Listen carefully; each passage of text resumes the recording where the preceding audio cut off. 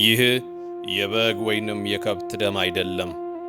በግፍ አንገቱ ታርዶ ሕይወቱ ያለፈው የአገልጋይ አቶ ካሳዬ አርጊቾ ንጹሕ ደም እንጂ።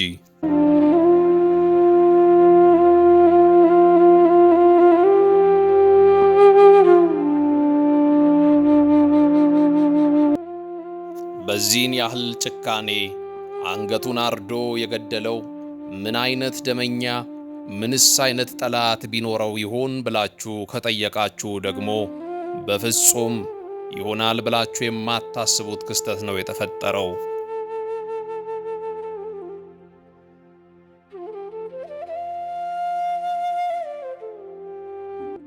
የሩቁን ጠላቴን እኔ ጠብቀዋለሁ፣ ከቅርቡ ግን ፈጣሪ ጠብቀኝ እንደሚባለው አባባል የዚህ ዘግናኝ ወንጀል ተጠርጣሪዎች የገዛ ቤተሰቡ በጉያው ውስጥ የምታድር ሚስትና የልጆቹ ባለቤቶች መሆናቸው ሲታወቅ ምን ያክል የከበደ መራር ሐዘንና ስብራት እንደሚሆን ማሰብ አያዳግትም። ለምን? እንዴት? ምንስ ቢሆን? ምንስ ቢበድል በዚህን ያክል ጭካኔ የገዛ አባትን የገዛ ባልን አንገት አርዶ መጣል እንዴት ቻላችሁበት?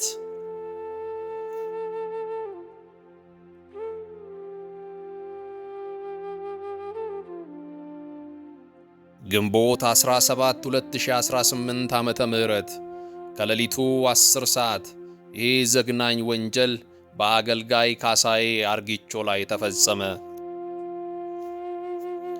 ሟችን ጨምሮ መላ ቤተሰቡ በደቡብ ሆሳና ቃሊዮት ቤተ ክርስቲያን አባልና አገልጋይ ሲሆኑ በልዩ ልዩ የአገልግሎት ዘርፍ ሲመሩና ሲያገለግሉ ሲጸልዩና ሲሰብኩ የነበሩ እጆች ዛሬ ላይ ቢላ ይዞ የገዛ አባትን የገዛ ባልን አንገት አርዶ ለመጣል ድፍረቱን ከየት አገኙ? ግራ ያጋባል።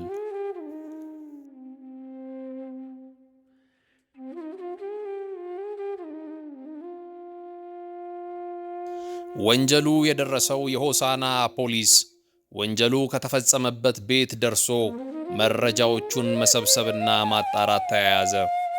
እንዲሁም የወንጀሉን ፈጻሚ ተጠርጣሪዎች ይዞ የማጣራት ሥራውን ቀጥሏል። ምስጋና ለሆሳና ፖሊስ ይግባውና በሚያስገርም ፍጥነት የዚህን የወንጀል ምርመራ ይዞ ጥሩ እርምጃዎችን እየሰራ እንደሆነ ሰምተናል።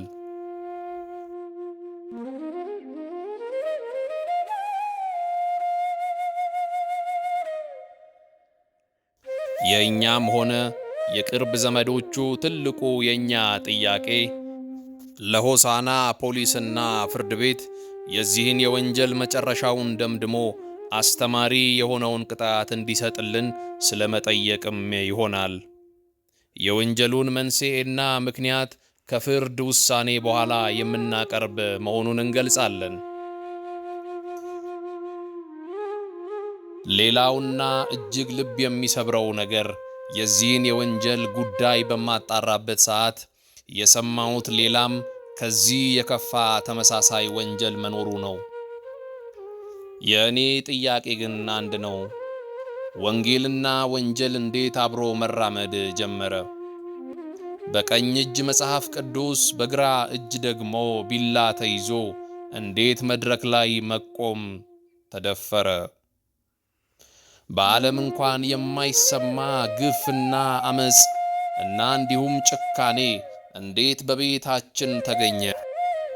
በእርግጥ የጥቂት ግለሰቦች ችግርና ጥፋት የግል ችግራቸው ቢሆንም በእነርሱ ምክንያት የሁሉም ቅዱሳን ሕይወትና ማንነት ባይብራራም፣ ነገር ግን የሆነ ስብራት የሆነ ውድቀት እንደገጠመን አይሰማችሁምን? መልሱን ለእናንተ እተዋለሁ። ለቀረው ለሟች ቤተሰብ ወገኖች እግዚአብሔር ማጽናናቱን ይስጥላለሁ። ፍርድ ከእግዚአብሔር ፍርድ ከጸባኦት ትውጣ።